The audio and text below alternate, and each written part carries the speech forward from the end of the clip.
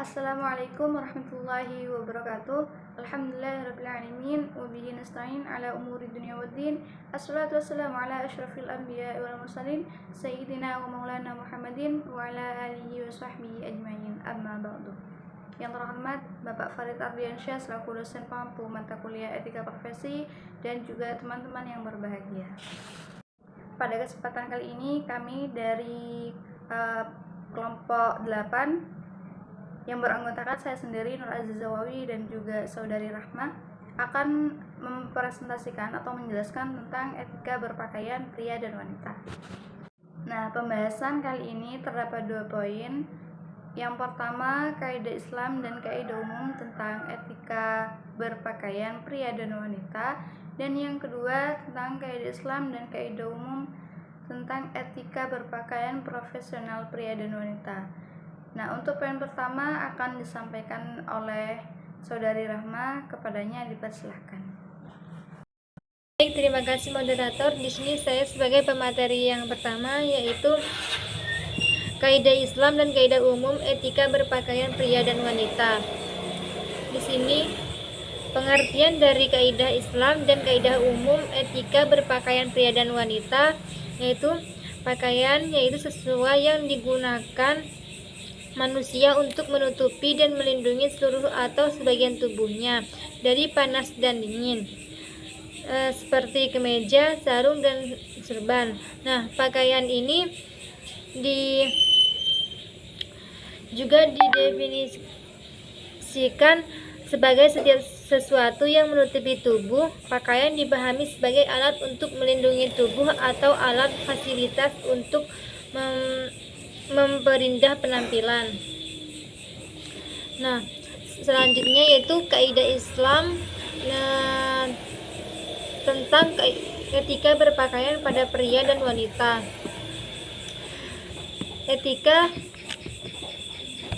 Etika berpakaian dan atau disebut dengan berbusana dalam bersosialisasi dengan segala lapisan kita harus mengedepankan ketika tersebut bila ingin dihargai. Nah, tampilan ini atau yang disebut dengan busana adalah tampilan, kualitas budaya, kepribadian, dan moral manusia. Sehingga etika dan etiket dalam berbusana tergantung juga pada faktor kondisi budaya, adat, agama, sosial, serta waktu dan lingkungan. Kadangkala etika tersebut tidak bersifat universal bila dalam kondisi yang berbeda. Misalnya seperti bila menghadiri perkawinan di suku pedalaman Papua, di desa Jawa, di perumahan kota dan hotel berbintang 5 sangat berbeda. Jadi kaidah Islam etika berpakaian pria dan wanita di sini menurut Quraish Shihab dalam buku Jilbab Pakaian Wanita Muslim, pakaian adalah produk budaya sekaligus tuntunan agama dan moral. Lalu di sini lahir apa yang dinamakan pakaian tradisional daerah dan nasional, juga pakaian resmi untuk perayaan tertentu serta pakaian untuk ibadah. Di sini juga ada contohnya, mungkin bisa dilihat pakaian yang bermoral atau tidak bermoral. Nah, pakaian ini juga sering berkembang zaman gaya hidup atau fashion. Perempuan semakin berkembang sehingga aurat tidak menjadi alasan untuk tetap eksis. Bahkan ada kebanggaan tersendiri bagi para perempuan. Lalu karena menganggap dirinya lebih mengikuti zaman dan mampu menarik simpati bagi semua laki-laki tanpa menyadari apa yang menjadi kebanggaan ternyata hanya beban musibah di dalam hidupnya. Lalu ada juga menurut istilah terminologi, para ahli berbeda pendapat mengenal definisi etika yang sesungguhnya. Di sini mempunyai masing-masing pandangan. Yang nomor satu adalah Ahmad Amin. Dia mengartikan etika sebagai ilmu yang menjelaskan arti baik dan buruk, menerangkan apa yang seharusnya dilakukan oleh manusia.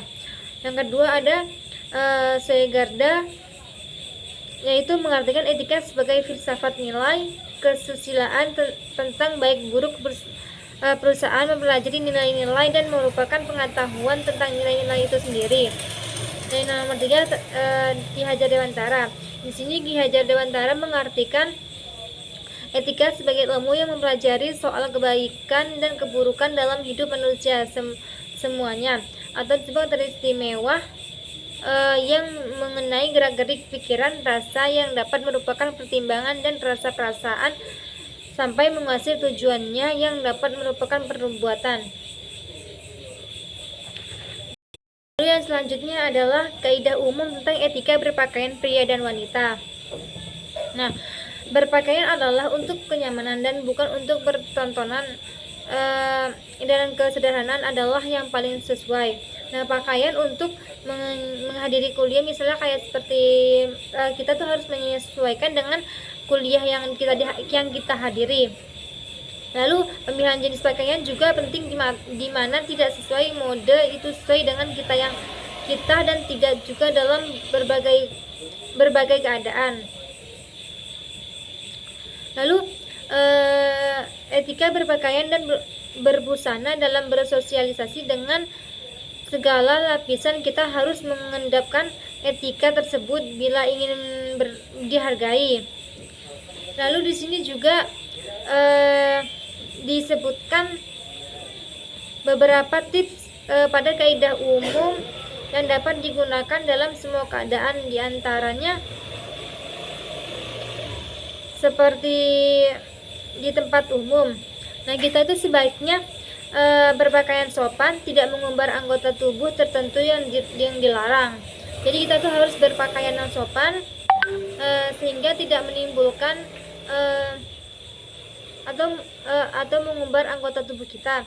Nah, yang kedua adalah berpakaian bersih. Jadi kita tuh harus berpakaian bersih dan tidak berbau. Dan nomor 3 adalah berpakaian harus disesuai kondisi. Jadi kita tuh harus berpakaian sesuai kondisi kita. Kita itu ke kampus harus berpakaian yang sopan, yang menutup aurat. Nah, yang keempat adalah celana jeans. Sebaiknya dipakai hanya dalam keadaan seperti kayak misalnya pergi ke mall. Nah, dan nomor 5 adalah pemilihan aksesoris seperti topi, gelang, kalung dan lain sebagainya. Dan nomor 6 adalah sesuai formal seperti perkawinan, pemakaman, pelantikan, jabatan, gelar, kita harus memakai baju formal sesuai apa yang bakal kita hadiri. Dan nomor 7 adalah pemilihan warna dan model sepatu, baju dan topi juga harus sesuai dengan situasi dan waktu. Jadi kita tuh harus bisa menyesuaikan pakaian, aksesoris, sepatu dan lain-lainnya yang akan kita hadiri di acara tersebut. Yang nomor 8 adalah pemilihan jenis baju saat hendak bertemu dengan orang tua, atasan, atau orang yang dihormati. Jadi kita itu harus memakai baju yang sopan jika ingin bertemu orang tua, atasan, atau lain sebagainya. Nah, yang terakhir adalah tidak mengganggu orang lain. Nah, jadi yang pakaian kita ini harus sopan, tidak mengganggu ketidaknyamannya orang lain di acara apa yang kita hadiri. Mungkin ini saja yang bisa saya sampaikan. Saya kembalikan ke moderator. Baik, terima kasih. Selanjutnya, saya akan menjelaskan tentang kaidah Islam dan kaidah umum tentang etika berpakaian profesional pria dan wanita. Nah, dalam agama Islam, berbusana atau berpakaian itu merupakan hal yang penting dan sangat sensitif serta memiliki hukum yang wajib bagi wanita dan pria, baik yang itu muslim ataupun non-muslim. Nah, hal tersebut dijelaskan berulang kali di dalam ayat suci Al-Quran, diantaranya surah Al-A'raf tentang berbusana atau berpakaian. Nah, dari seorang penafsir kita dapat mengambil kesimpulan bahwasanya fungsi pakaian itu yang terdapat dalam Al-Quran itu ada 3. Yang pertama itu sebagai penutup aurat. Nah, jadi kita dalam berpakaian itu tentunya bertujuan untuk menutup aurat. Nah, batasan dari daripada menutup aurat bagi pria dan wanita itu tentunya berbeda, baik ketika sholat maupun ketika tidak sholat.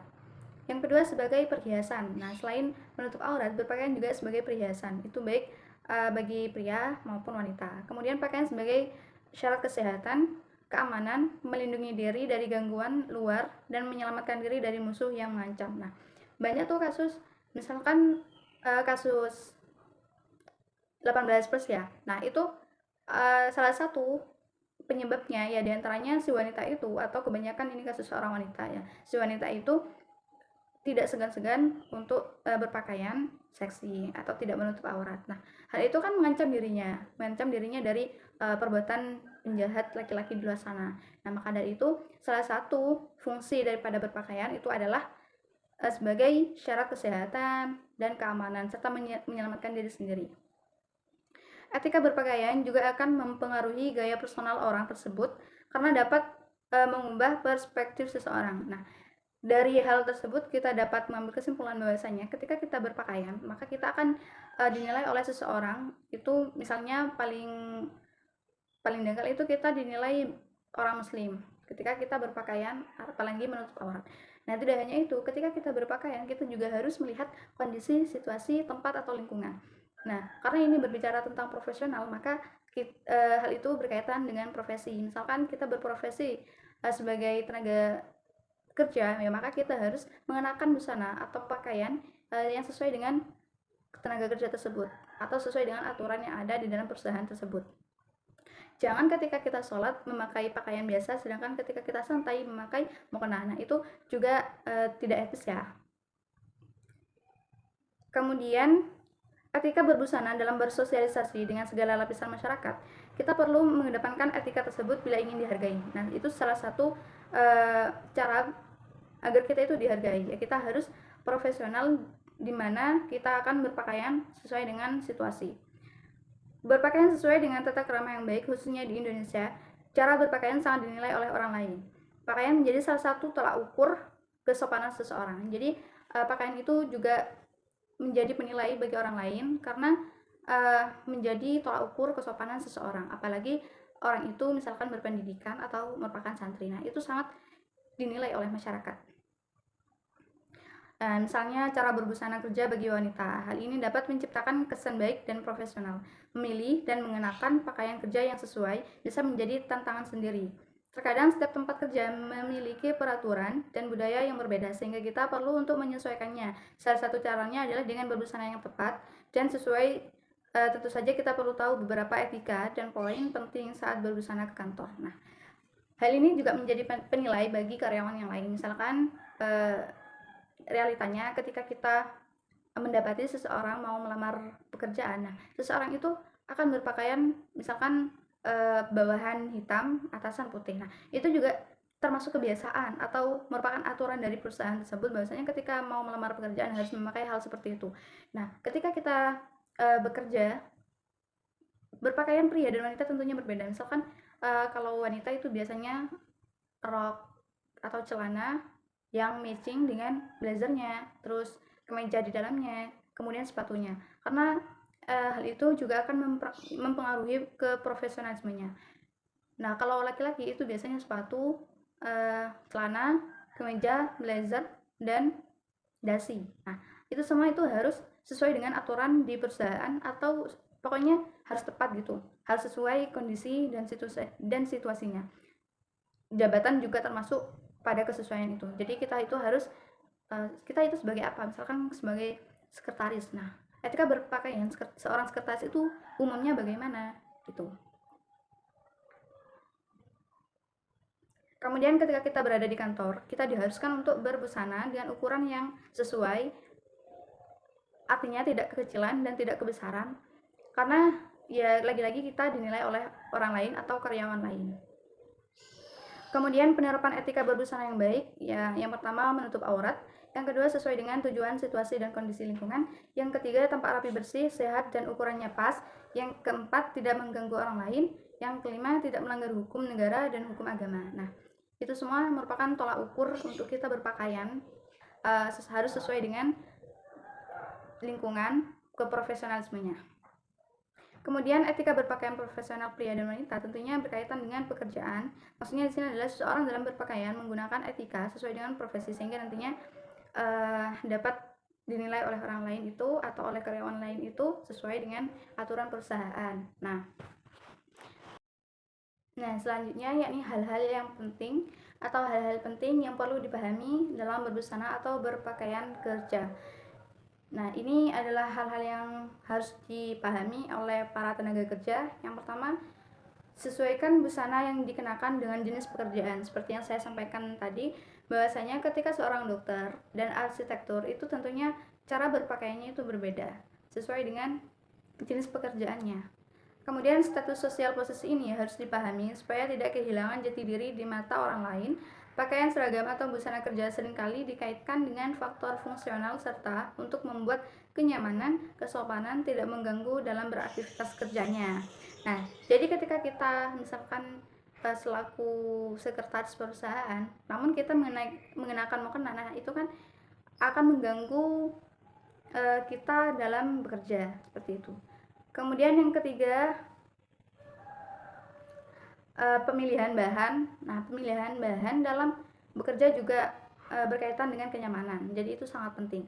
Yang keempat, warna. Nah, warna itu harus matching atau yang sesuai dengan aturan perusahaan.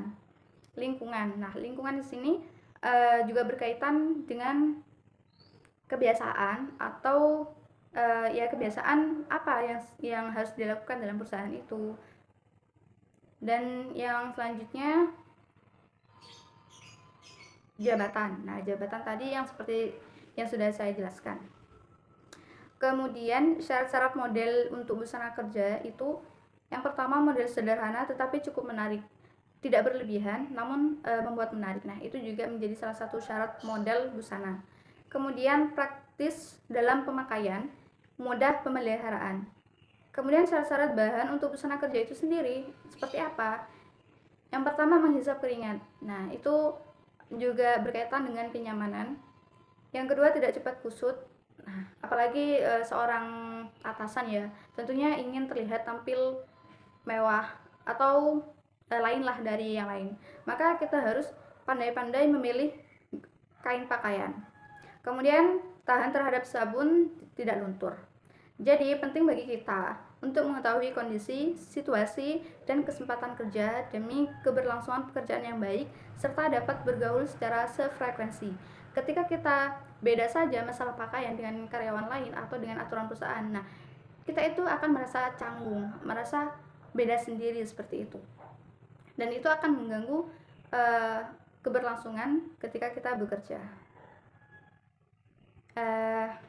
Nah, berikut ini adalah contoh daripada etika berpakaian profesional pria dan wanita. Nah, di dalam tersebut terdapat 3 gambar yang berbeda. Gambar yang pertama atau sebelah sisi kiri itu tentang 4 seorang wanita yang sedang memakai pakaian dengan jenis pakaian yang berbeda serta model yang berbeda. Nah, ada yang pakai celana, blazer, ada yang rok sama blazer, dan tentunya sepatu. Nah, dari keempat-tempatnya tersebut, kita dapat mengambil kesimpulan bahwasanya ketika seorang wanita berpakaian seperti itu, memakai rok, dalaman, blazer, serta sepatu, itu seperti karyawan kantoran. Nah, tentang jabatannya itu sesuai dengan lingkungannya nanti. Nah, tentang perusahaan yang memiliki aturan berpakaian seperti itu. Ada yang pakai celana, yang penting dari keempat-keempatnya itu harus matching. Maksudnya tidak asal memakai. Misalkan memakai rok hitam, baju ungu, kerudung coklat. Nah, itu kan kelihatan tidak bagus kan? Kayak akan membuat canggung bagi orang yang berpakaian seperti itu. Jadi ketika kita memakai pakaian dengan warna yang serasi, warna yang tepat dengan jabatan atau kondisi, nah itu akan membuat kita lebih percaya diri bahwasanya kita merupakan seorang tenaga kerja yang profesional. Kemudian gambar yang kedua tentang bisnis profesional. Nah, di gambar pria itu menggunakan kemeja polos, jas, dan dasi dengan sepatu, kaos kaki yang matching. Kemudian celananya bahan potongan lurus dan dengan ikat pinggang. Kemudian pantofelnya atau sepatu formal mengenakan warna hitam. Begitu pula dengan wanita. Wanitanya tersebut memakai kemeja formal, celana panjang atau rok formal dengan stocking. Nah, kemudian sepatu tertutup dengan hat. Biasanya kan kalau kita melihat karyawan kantoran itu pasti karyawan pria dan wanitanya itu bukan pasti ya, secara kebiasaan itu memakai sepatu. Tidak hanya tenaga kerja, kita saja ketika healing, ketika jalan-jalan menggunakan sepatu, ya kan? Namun dengan jenis yang berbeda. Kemudian gambar yang ketiga itu gambar pria dan wanita ketika dalam berpakaian ke tenaga kerjaan. Ada yang memakai sesuai dengan dokter, ada yang memakai sesuai dengan atasan, ada yang memakai sesuai dengan bawahan, ada yang memakai sesuai dengan tempat atau jabatan seperti misalnya guru, kemudian ada yang memakai selayaknya sekretaris. Nah, jadi kita dapat mengambil kesimpulan bahwasanya ketika kita menjalankan atau bekerja, maka kita harus sesuaikan outfit atau cara berpakaian kita dalam peraturan kantor. Ya, misalnya kita harus memakai blazer, kemudian kecocokan lainnya. Misalnya sepatunya warna apa. Nah, warna itu juga mempengaruhi tingkat kepercayaan diri, tidak asal-asalan. Jadi seseorang itu akan mengira bahwa kita itu dalam bekerja itu serius gitu, tidak asal-asalan. Nah, kalau kita memakai pakaian yang kusut, warnanya coklat ungu pink, dan jenis pakaiannya atau jenis modelnya itu tidak sesuai, nah itu akan membuat kita lebih canggung, akan membuat kita tidak merasa nyaman. Sedangkan kembali lagi ke fungsi dalam berpakaian, itu salah satunya adalah kenyamanan, menutup aurat, dan meningkatkan percaya diri. Seperti itu. Baik, mungkin hanya itu yang bisa kami sampaikan. Terima kasih dan mohon maaf apabila ada salah kata dan perbuatan. Selanjutnya bagi teman-teman yang ingin bertanya, silahkan tulis di kolom komentar di Google Classroom. Terima kasih. Wassalamualaikum warahmatullahi wabarakatuh.